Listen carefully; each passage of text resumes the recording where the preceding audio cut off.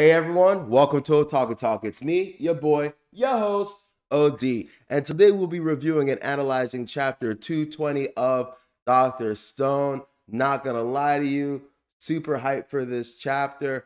Kind of had me minorly in my feels. It was a bittersweet chapter, and it just kind of reinforced why I like the character of Risui just so much. Like there's so much to him. And honestly, like I wish I was one of those YouTubers that knew how to do like really in-depth character analysis because honestly, he's someone that I want to do a character analysis of the most. If that was like my forte, maybe I'll learn just to do it, maybe get some experience for when I want to do like One Piece character analysis and stuff. But man, this chapter I genuinely enjoyed, even though what happened at the end of it, I might not be too happy about, but it just says so much about the character that is Ryusui. Anyway, this isn't my normal setup, guys. I had a little birthday get together the other day at my friend's house, crashed here, and I've made a point to start bringing my recording equipment everywhere so that I don't slack off. So I'm just chilling in my friend's basement right now. If this is your first time, checking me out, or you've been here before but haven't done so already, it would mean the absolute world to me if you guys could just hit that like button real quick, subscribe to me real quick, help me out with that algorithm so that this can be something that I can do on a full-time basis. That's honestly the goal at this point, to get to a point where I can reasonably do this full-time. So please help me out, join my League of Otaku. Anyway, without further ado, let's get into this review.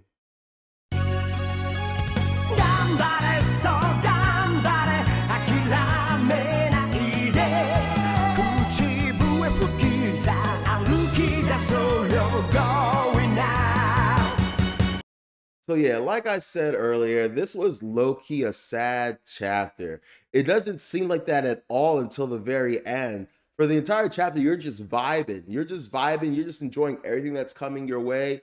But then the boot drops at the end, and oof, was not something I was expecting. I understand it a little bit, but like I said, we'll get to it. So anyway, chapter 220, Dr. Stone, A Desire for All. We start off this chapter with Risui being super excited to be the pilot for the space trip. He even built a model of the Senku 11 rocket ship that they're going to use. And I wasn't quite sure if this was the main rocket they were going to use or this was the piecemeal rocket they were going to make in space. It kind of looked like it was, a bunch of various parts put together. So it kind of made me think it was the secondary rocket that they're going to have to build while in space. But all rockets have detachable parts. Like the main thing that gets rockets into space are the thrusters. The actual space shuttle itself is significantly smaller than like the thruster itself. And you only need a limited amount of like fuel and thrust once you're actually in space, like on the moon, to leave. So you don't need that much fuel or rocket power. But to leave our atmosphere, you need a bunch. So I'm wondering if this is the actual rocket they'll be taking, or this is a representation of, the piecemeal rocket that they will be creating while they're there. Anyway, he even has Sai build him a flight simulator. Apparently, this isn't unusual for Risui. He used to have him do it with ships, so he knew like if he made a full scale model, how it would perform, and also how to sail it. Part of why he is a great salesman. Like I kind of just thought, he's rich and used to being on yachts, but no, he also took time and put hard work and effort into, utilizing these simulations that his brother would put together for him. So that was really cool. Anyway, he is absolutely crushing this flight simulator. And, everyone is just bragging on him, cheering him on. And he starts to have flashbacks of, the first time in the series when like there was a plane, there was aerial. Well, I don't want to say aerial combat or a dogfight because before we got our plane, it was just us on the original Perseus, the ship, not the submarine. Actually, no, was it the sub? It was a submarine first before it became like a big steam engine, right? Anyway, so he has a flashback about that. And so at first I'm reading it, I'm not really thinking too much of it. I'm thinking I couldn't even remember like the context behind that flashback. So I just kind of, willy-nilly went past it. So anyway, he's absolutely crushing this flight simulator, and he gets to this bonus stage where, he decides to have Sai decides to make it a little bit fun, and he has like a Galaga-esque, it's not really Galaga-esque, but I can't think, a Space Invaders mini bonus game where he's shooting stuff, right? And so they're all having a good time, and they get to a point where they're like, yo, this part of the game is kind of, superfluous. We're not going to be having, battles in space. To which Senku is like, actually, we very well might be. Obviously not to the scale of this. Dr. Stone does a really great job of like Rick rolling you on expectations. Like, we're gonna have space battles. Well, yes, space battles, but not like, the Star Wars, Star Trek-esque where we're shooting laser beams at each other. No, but there is going to be, an actual confrontation. There is going to be, there is we may have to defend ourselves. And he's like, what is the number one weapon that Y-Man has? And if you're, no stranger to my show, I've mentioned this, and a bunch of my commenters have mentioned this as well. The fact that, there is a high probability that, the moment they get to the moon, there's a Medusa waiting for them. I have said for months now that they needed some kind, Senku needed to, and I felt like this should have been prioritized, but I'm glad it finally was. But Senku needed to create some kind of time-based mechanism that would allow for them to be depetrified and that they could use all the time, because from what we've seen in the series, you can be petrified at any moment. A Medusa can be sent your way at any moment. Even more like closely now was when the Medusa went off in the in the vacuum tube, right? So that just for me was just like, I don't get how you guys have had so many close calls this entire series, and that wasn't like the first principal thing you guys have made. But luckily, they finally done it. Thanks to my boy Joel, the watchmaker. He's made a resurrection watch, and it's perfect. If you see the Medusa coming, you can set the timer on it, and after the time goes by, then it will release the resurrection fluid, depetrifying you. Honestly, brilliant. There's even a part where I believe it's Chrome that says something to the effect of, man, we need everyone on the earth to have this. First of all, chill. It would probably take a lot of resources and a lot of manpower to like distribute it around the planet, and then like a lot of resurrection fluid. And so like there's just a lot that would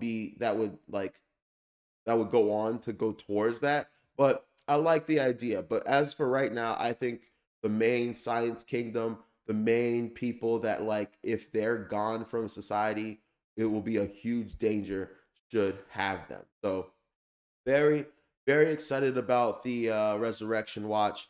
I think it's a device that they've needed for quite some time. And I'm finally happy that we're at a place where we have that. So that is dope.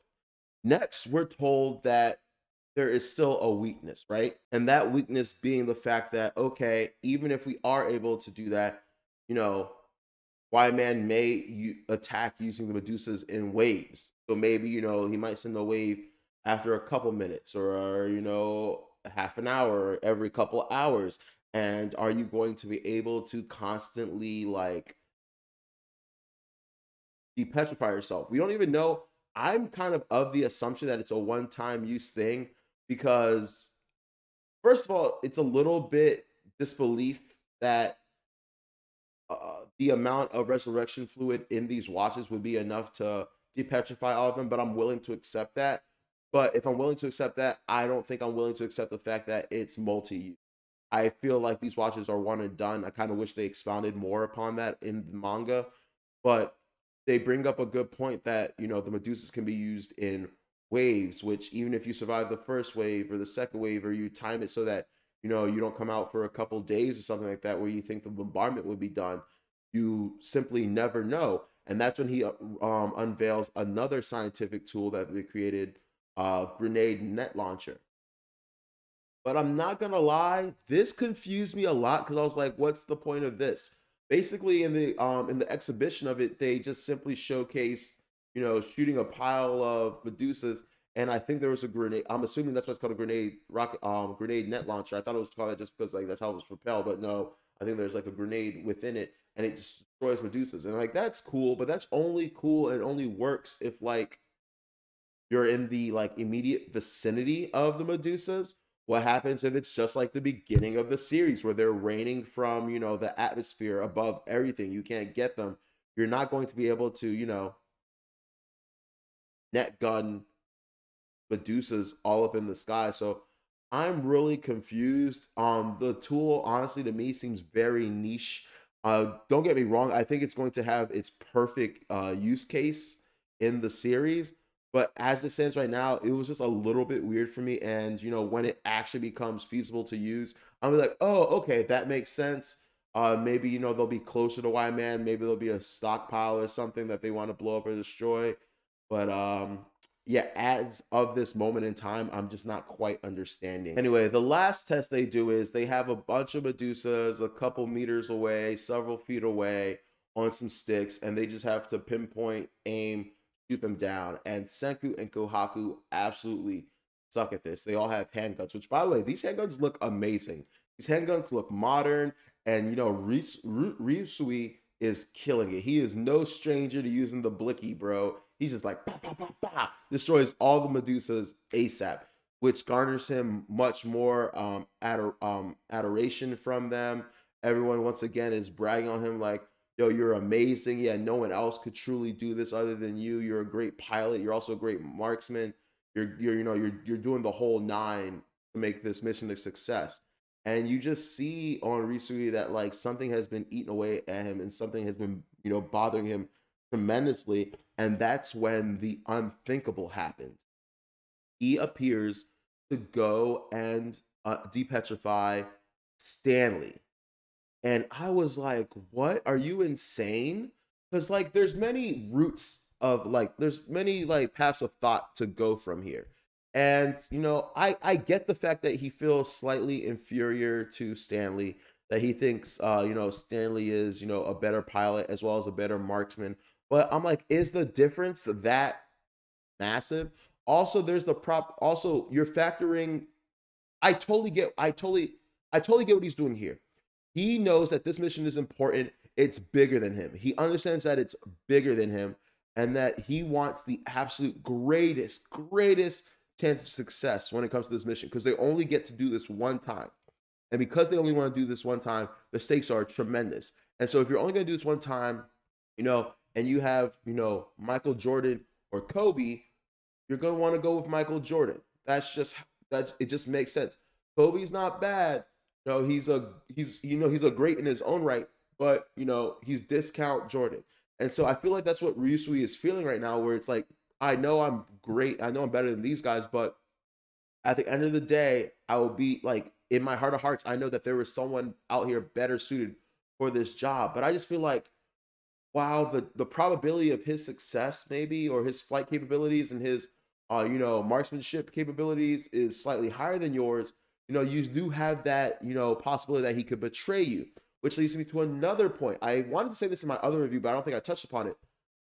Can we really trust Dr. Zeno?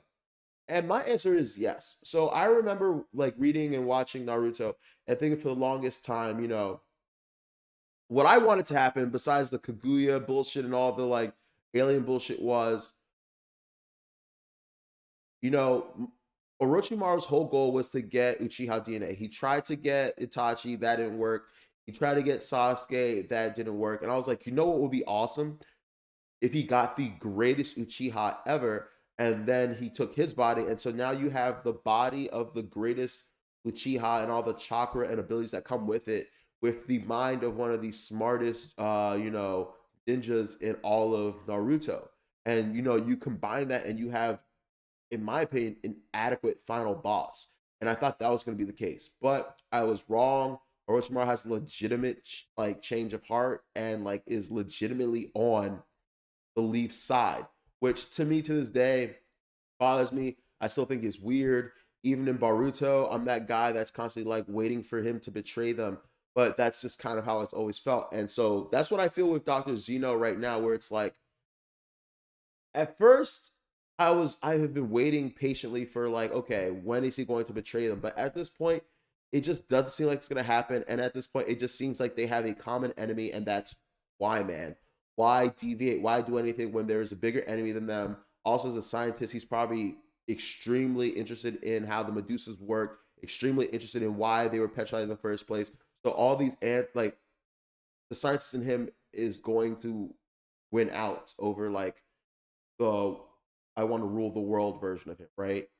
And so I don't think Thanos at this point in the story, or maybe any point in the story, is going to betray them, which then makes it safer for them to depetrify Stanley. The whole point of depetrifying Stanley was to, handicap, to cut off the legs of Xenos in his strongest warrior. And Stanley was that dude. Stanley was a badass motherfucker, and they had to do that. But he's been petrified. He doesn't know what's going on. So I think it's a little risky that Risui is going by himself. I would have taken Xenos or something, but he's gonna depetrify Stanley, probably explain the situation, and honestly, I think without a hitch, honestly, that he's gonna join our crew. He's gonna become the pilot. It's just really sad, like especially when you know just how much this means to Risui, how much he really wanted to do this, how excited he was. And I just think this speaks to his character in such magnanimous volumes, because for someone who desires it all, this is the ultimate selfless act, right? Yes, we've been told and told time and time and time again, he desires everything. He desires all. He desires all. He has a big thirst for like just wanting to accomplish and do things, and to sacrifice that for the betterment of humanity is just the reason why Risu is the coolest dude ever. And like how I really love this character because he is the embodiment of like what rich people, what the better off should be, what noblesse oblige is, right? Like I remember when he first showed up, I kind of just didn't like him because I stereotyped him. I gave him all the bad stigmas of being rich. But the more we learned about him, the more, and just how fair he is, how he believes in paying everyone their worth. And even though there are times where it seems like he's being selfish or seems like he's conniving to get money, it's actually for the benefit of everyone. And he understands how money works, but he also understands the fact that like how, acknowledging people's skills and rewarding them for their skills adequately, not just a pizza party or like a couple dollar raise. No, adequately rewarding people for the work that they do, how it can have a beneficial impact on like a company or like a group. And so while this is bittersweet, while this is low-key sad, it makes me respect Risui as a character. I wish him the best. I still personally think he could have done it. I still don't think we really needed Stanley, but I do think this serves to heighten who Stanley is as a character, and I'm hoping that there's an alternate reason why Risui has to stay on Earth while Stanley goes. And also, we've noticed that in the first person replaced, we thought it was going to be Tsukasa. Then it ended up being Kohaku. We thought it was going to be Rusui. Now it's going to be Stanley. The name of the manga is Doctor Stone, but might Senku decide, hey, it's better if we send Zeno? I don't know. Maybe there's going to be a pattern here. Maybe Senku's going to feel like I'm not the best scientist for the job. You worked for NASA. You did X, Y, Z, blah, blah, blah. I don't trust you on Earth alone, blah, blah, blah, blah. But then again, I wouldn't trust Stanley and Xenos together on the moon. So there's a lot at work here. Anyway, I'm going to leave the review here for now. I thought this was a great chapter. Very feels. I still, once again, think Risui would have done a tremendous job.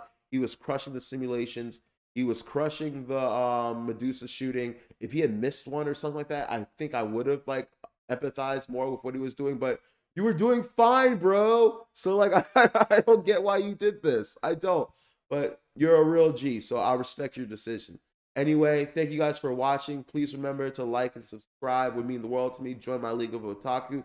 And yeah, please, please, please, I love talking to you guys. Leave in the comments what you think. Do you think Risui made the right decision? Do you think it's dangerous? Do you think it's smart? Do you think Senku might be replaced? I think that's going a little bit too far. But now that we've had two people replaced, who knows? And what other surprises do you think we're in for?